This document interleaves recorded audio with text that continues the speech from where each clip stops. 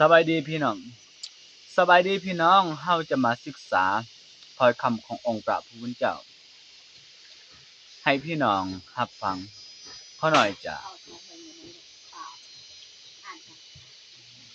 ขอหน่อยจะหาพระคำที่ดีๆแล้วเฮาจะศึกษานำกันเด้อพี่น้องเด้อเฮาจะศึกษาเรื่องหยังให้พี่น้องได้รับฟังและรับเบิ่งในคลิปนี้เนาะ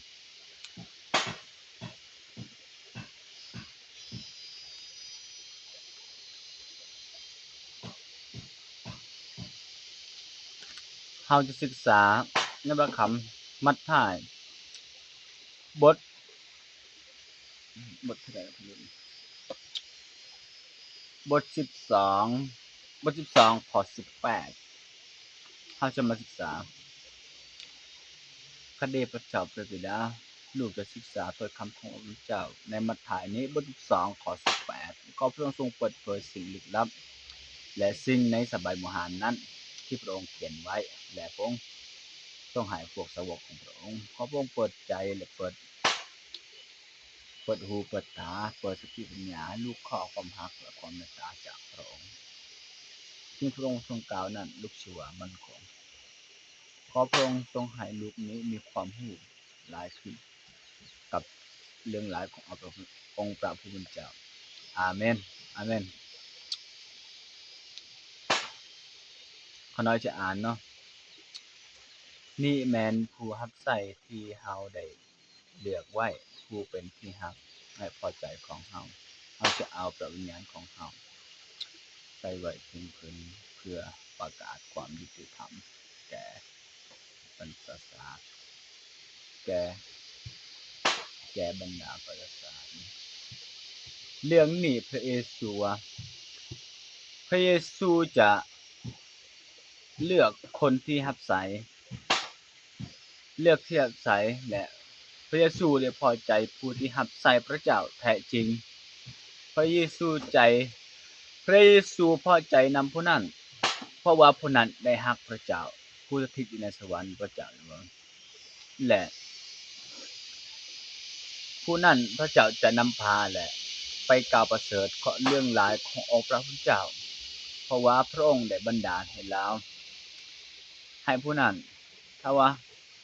เฮาเชื่อในพระเยซูเจ้าแล้วถ้าพระเยซูเลือกเฮาพระเยซูก็นำใส่เฮาไปจุดมุ่งหมายและจุดประสงค์ของพระองค์ที่จะพาไปขอบคุณพระเจ้าอันนี้ในพระคำนี้บอกว่าถ้าพระองค์รักผู้ใดพระองค์จะอวยพรผู้นั้นและทุกถ้อยคำที่พระองค์ทรงกล่าวนั้นมีวันเปลี่ยนแปลงเหมือนที่พระองค์ได้สัญญาไว้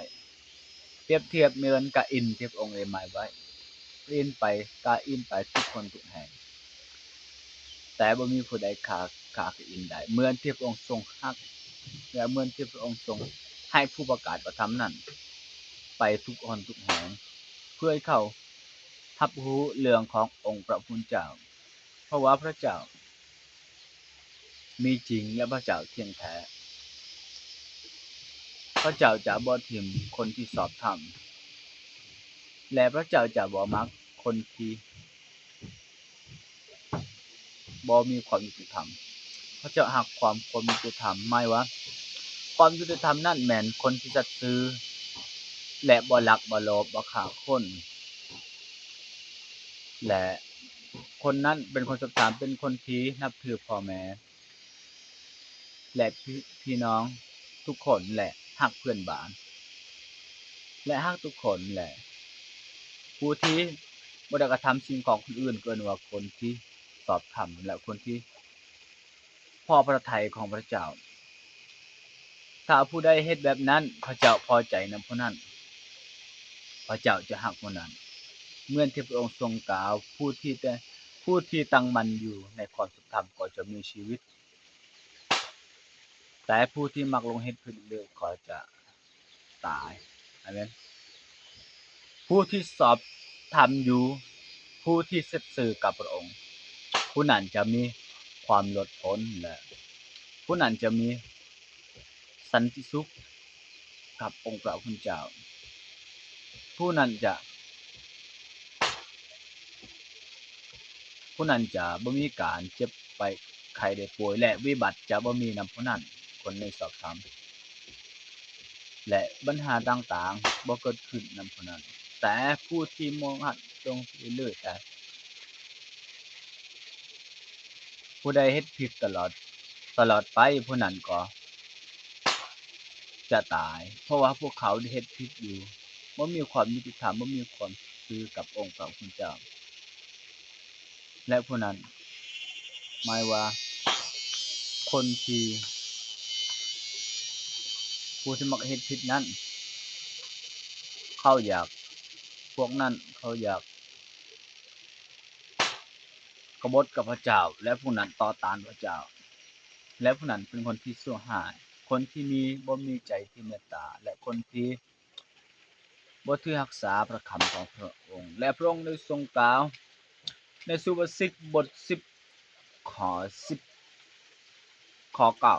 9คนที่สัตย์ซื่อก็มั่นคงแต่คนที่ซื่อโกงก็จะถูกจับไปอาเมนถ้าเฮาสัตย์ซื่อน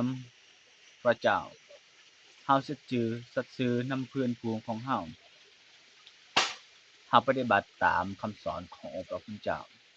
เฮาจะมีความเชื่อกับองค์พระผู้เจ้าหลายขึ้นเหตุฉะนั้นพระเจ้าจึงอวยพรคนที่สัตย์ซื่อและพวกคนเหล่านั้นจะปลอดภัยบ่มีสิ่งใดที่จะทำลายพวกนั้นคนเหล่านั้นได้ลูกก็เชื่อว่าเหมือนที่พระเจ้าอวยพรอับราฮัมเป็นคนที่สัตย์ซื่อและเที่ยงธรรมอับราฮัมบ่ได้มีลูกในตอนนั้นอายุ99ปีก็บ่ได้มีลูกแต่พระเจ้าให้อับราฮัมออกจากบ้านของตนและจากพี่น้องของลาวจากนั้นพระเจ้าก็อวยพรอับราฮัมให้อับราฮัมมีดินแดน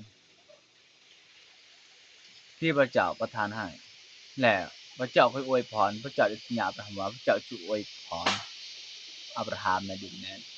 อับราฮัมก็เลยเชื่อฟังพระเจ้าแล้วจากนั้นอับราฮัมก็เลยเชื่อฟังพระเจ้าอยู่พระเจ้าบอกอับราฮัมให้อับราฮัมมาถวายลูกของตนเองคืออิสาคอับราฮัมก็เลยวางใจในพระเจ้าแล้วก็เชื่อฟังพระเจ้าก็เลยถวายอิสาคให้พระเจ้าแล้วจากนั้นพระเจ้าได้รู้แล้วว่าอับราฮัมเป็นคนที่ชอบธรรมและเป็นคนที่เชื่อฟังองค์พระผู้เจ้าพระเจ้าก็เลยห้ามอับราฮัมไม่ให้ขายลูกของตนและจากนั้นพระเจ้าก็ประทานแกะตัวหนึ่งมันติดอยู่พุ่มไม้ลาวก็เลยจับแกะตัวนั้นเอามาถวายแก่พระเจ้าก็แล้วขอบคุณพระเจ้าที่พระเจ้าให้ลูกนี้มีความรักและพระเจ้าให้เฮาเชื่อพระเจ้าว่าพระเจ้าจะเปิดแผ่นดินสวรรค์ให้แก่เฮาผู้ที่เชื่อเฮาเชื่อว่าพระเจ้าจะบ่เฮ็ดให้เฮาผิดหวังถ้าเฮาเชื่อในพระเจ้าลูกเชื่อว่าพระเจ้าจะสำแดงให้เฮาเป็นจริงและความรักของพระองค์จะบ่สิ้นสุดและความรักที่อันมั่นคงให้พี่น้องทุกคนที่บ่ได้เชื่อองค์พระผู้เจ้าให้เขาเชื่อองค์พระผู้เจ้าในพระเยซูคริสต์เจ้าและพระองค์ทรงตายที่ไม้กางเขนนั้นให้พี่น้องได้รู้ว่าเลือดของพระองค์ไหลมาสู่ดินเลือดตัวนั้นแล้วมันให้เฮาชำระความบาปความแค้นความทุกข์ทรมานของเฮาจากนั้นพระเยซูทรงรักเฮาและสิ่งเหล่านั้นพระเยซูได้ลงเกิดมามันเป็นของขวัญของเฮาที่พระเยซูยังรักเฮาและพระเจ้าได้ประทานพระบุตรองค์เดียวของพระองค์พระองค์ทรงแบกไม้กางเขนทนทุกข์ทรมานเฮาก็เหมือนกันมีคนเว้าได้จะปล่อยเฮาก็ทนทุกข์เหมือนพระองค์ทุกข์ทรมาน เหมือนที่พระองค์ทรงแบกมาจนถึงอาเมนบ่พี่น้องคนเฮาบ่มีดอกชีวิตที่ปกติหรือชีวิตที่เขาบ่เกลียดชังคนเฮาเหมือนที่พระเยซูเขาเกลียดชังเฮาเขาเกลียดชังเมื่อเฮาเชื่อพระเยซูแล้วมีคนเกลียดชังเฮาหลายมีคนที่เยาะเย้ยมีคนเว้าด่าจากปอยมีคนเว้านินทาหมิ่นประมาทเฮาว่าเฮาเป็นคนแบบนี้ว่าเฮาเป็นคนที่บ่แท้จริงเชื่อในพระเจ้าและในสมัยตอนนั้นเขาบ่เชื่อฟังพระเจ้าว่าพระเจ้าบ่แม่นพระบุตรของพระเจ้าเรื่องราวของพระเจ้าเขาว่าบ่แท้จริงในสมัยนั้นแต่มีทหารคนหนึ่งตอนพระเยซูตายแล้วที่มาเรือนแขนทหารคนนั้นว่านี่แหละเป็นพระบุตรของพระเจ้าลูกเชื่อว่าในวันที่3นั้นพระเจ้าได้ฟื้นพระชนได้ขึ้นสถานได้ขึ้นสู่สวรรค์ของพระองค์จากนั้นพระองค์ได้ฟื้นจากความตายให้พี่น้องเชื่อในพระเยซูคริสต์เจ้าอาเมนขอให้พี่น้องติดตามคลิปนี้ให้ติดตามสื่อข่าววันนาคนที่รักองค์พระเยซูคริสต์เจ้าปฏิบัติตามคำสอนของพระองค์อาเมน